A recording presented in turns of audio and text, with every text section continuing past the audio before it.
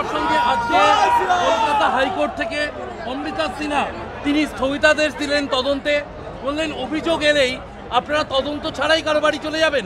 কতগুলো অভিযোগ জমা পড়েছে, তার কতগুলো জায়গায় এরকম তল্লাশি করতে গেছেন। 17ই জুন পর্যন্ত পরবর্তী শুনানি তদন্তে স্থগিতাদেশ বিচারপতি অমৃতা সিনহার।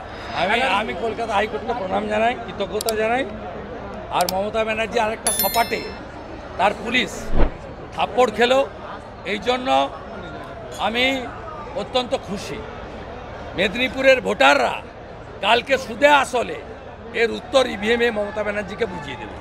নিউ টাউনে যে বাংলাদেশের সাংসদ খুন হলেন তার জন্য কসাই আনা হয়েছিল মুম্বাই থেকে, বেশ কয়েক মাস ধরে পরিকল্পনা। এটা পশ্চিমবঙ্গ জঙ্গিদের, খুনিদের, জিহাদিদের মুক্তাঞ্চলে পরিণত হয়েছে।